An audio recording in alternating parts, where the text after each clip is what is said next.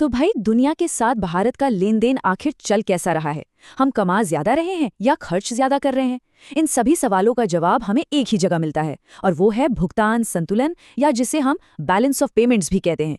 चलिए किसी भी देश के जरूरी फाइनेंशियल रिपोर्ट कार्ड को जरा आसान भाषा में समझते हैं।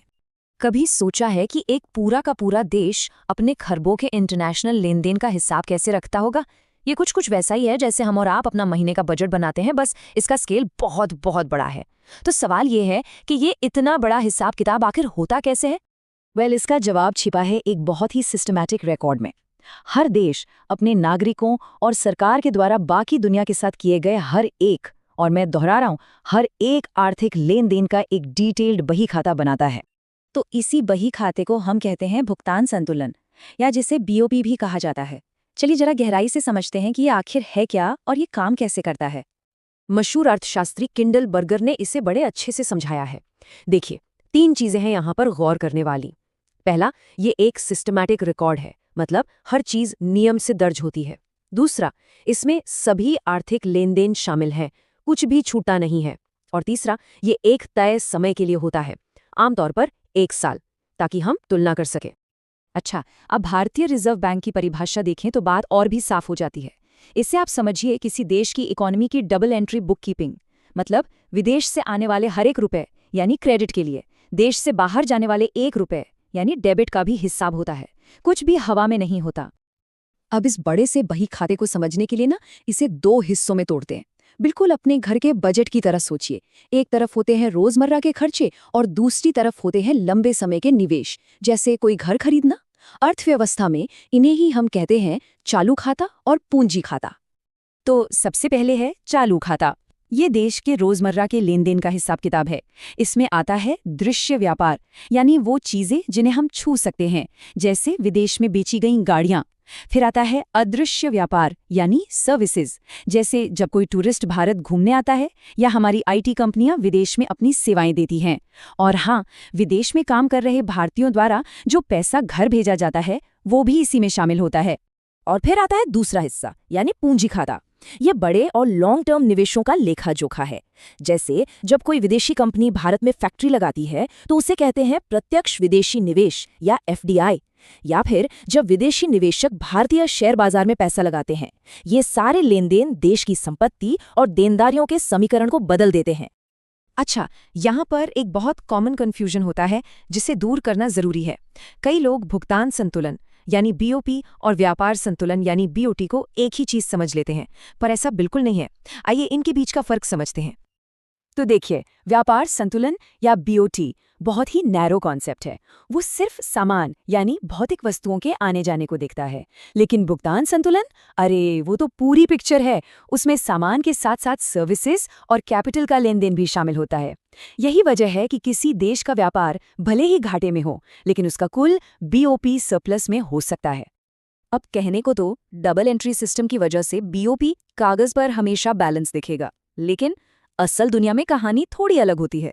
देश में आने वाले पैसे और देश से जाने वाले पैसे में एक असंतुलन हो सकता है, जिसे हम डिसइक्विलिब्रियम कहते हैं। इसका सीधा मतलब है या तो अधिशेष यानी सरप्लस, या फिर घाटा यानी डेफिसिट। सरप्लस का मतलब सीधा सा है, देश में पैसा आ ज्यादा रहा है और जा कम रहा है, यानी देश के विदेशी मुद्रा की जो तिजोरी है वो भर रही है। और डेफिसिट बिल्कुल इसका उल्टा, मतलब देश का खर्चा उसकी कमाई से कहीं ज्यादा है, और इस कमी को पूरा करने के लिए देश को अपनी विदेशी मुद्रा की बचत यानी अपने रिजर्व से पैसा निकालना पड़ता है। तो यह बैलेंस बिगड़ता क्यों है? इसके पीछे कई कारण हो सकते हैं।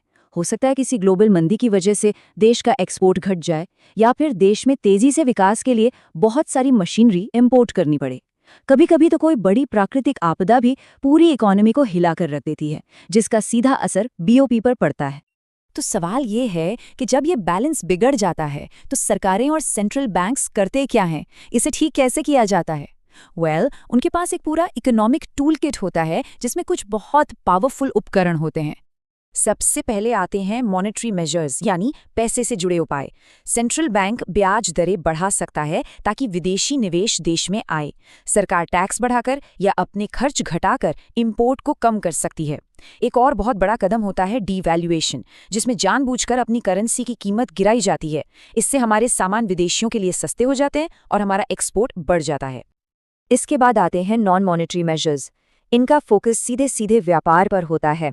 सरकारें एक्सपोर्ट बढ़ाने के लिए कंपनियों को सब्सिडी दे सकती हैं। वहीं इंपोर्ट को कम करने के लिए विदेशी सामान पर भारी टैक्स, जिसे टैरिफ कहते हैं, लगा सकती हैं या फिर उनकी मात्रा तय कर सकती हैं, जिसे कोटा कहते हैं, ताकि लोग देश में बना सामान ज़्यादा खरीदें। अच्छा, इतनी सारी थ्योरी हो गई। अब इसे असल दुनिया में देखते हैं। भारत के बीओपी पर एक नज़र डालते हैं। इससे पूरी कहानी एकदम साफ हो जाएगी। ये आंकड़ा देखिए, ये पूरी कहानी का सबसे मजेदार हिस्सा है। 2015-16 के पहले क्वार्टर में भारत का चालू खाता तो घाटे में था, लेकिन देश का फॉरेन एक्सचेंज रिजर्व $11.4 बिलियन बढ़ गया। अब आप सोचेंगे ये कैसे हुआ? जवाब है पूंजी खाते में।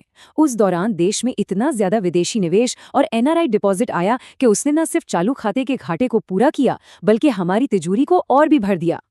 लेकिन सिक्के का दूसरा पहलू भी है।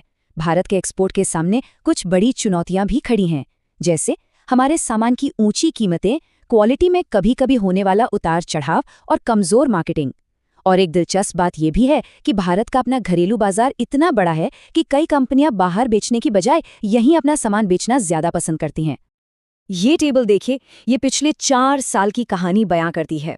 आप देखिए कैसे 2011 से 2013 तक हमारा चालू खाते का घाटा कितना बड़ा था, लेकिन हर साल पूंजी खाते में जबरदस्त पैसा आता रहा। और नतीजा ये हुआ कि 2014-15 तक आते आते भारत का ओवरऑल बैलेंस घाटे से निकलकर $61 बिलियन के एक बड़े सरप्लस में बदल गया।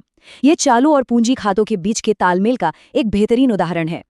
तो देखा आपने, भुगतान संतुलन सिर्फ नंबर्स का खेल नहीं है, ये किसी भी देश की आर्थिक सेहत का एक्सरे है। और ये हमें एक बहुत बड़े सवाल पर लाकर छोड़ देता है। अगर ये एक देश का रिपोर्ट कार्ड है, तो इस पर लगातार अच्छा या बुरा प्रदर्शन उस देश के भविष्य के बारे में आखिर क्या संकेत देता है? ये सोचने वाली बात है।